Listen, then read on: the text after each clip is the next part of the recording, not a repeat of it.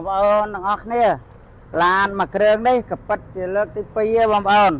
ដោយសារតែលើកទី1ក៏ប៉ិតវាមកនេះខាងបងប្អូនបានតោនស្ងួតឲ្យភ្ញៀវបានស្អាតហើយឥឡូវក៏ប៉ិតម្ដងទៀតហើយគឺទ្វាក្រោយមួយនេះហើយខាងបងប្អូននឹងព្យាយាមតោនស្ងួតទ្វាក្រោយនេះឲ្យស្អាតជូនភ្ញៀវដូចគ្នា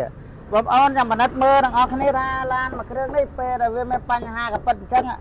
យកមកចូលខាងបងប្អូនតោនមកប្រមាណភាគរយហើយដោយសារជួវាហ្នឹងគឺវាអត់ស្មើវាខុបចូលទៅបាត់ហើយខាងបងដោះជួចេញហើយក៏ប៉ុណ្នេះម្ដុំធំទៅបាត់ហើយបាក់តំណងកាច់សាច់ទៅអស់ហើយបងប្អូនចាំតាមដាននៅក្នុងចុងវីដេអូរបស់អ្នកគ្នាថាពេលដែលតោនស្ងួតមកវិញឡានមួយគ្រឿងនេះខាងបងតោនមកប្រមាណភាគរយបងប្អូនចាំមើលហើយចាំឲ្យយោបល់ថាបានប្រមាណភាគរយផងបងប្អូនបើសិនជាខាងបងប្អូនហ៊ានធានាឲ្យថាឡានមួយគ្រឿងនេះ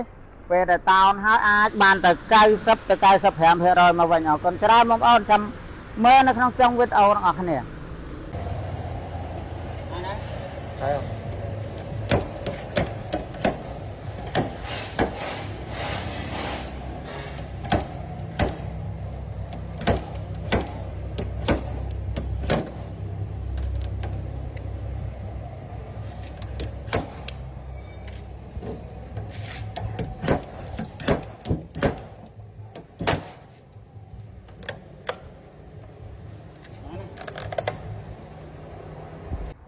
បងប្អូនទាំងអស់គ្នាឥឡូវនេះគឺចេញត្រង់ទ្រាយមកហើយបងប្អូន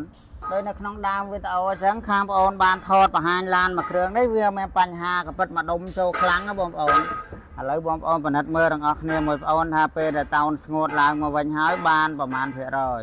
សម្រាប់បងប្អូនគឺមើលឃើញថាបាន90ទៅ95%មកវិញគឺស្មើស្អាតភ្លឹងដោយដើមមកវិញណាបងប្អូនឡានមួយគ្រឿងនេះអញ្ចឹងបើសិនជាបងប្អូនមានបញ្ហាឡានដែលកពិតត្រង់ទ្រាយបាត់ហ្នឹងចង់យកឡានមកតោនស្ងួតនៅកន្លែងបងប្អូនអាចថតជារូបភាព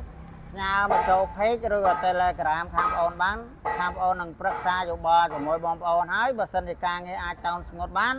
ខាងបងប្អូននឹងឲ្យបងប្អូនយកមកកន្លែងបងប្អូនអរគុណច្រើនដែលបានតាមដានវីដេអូខាងបងប្អូន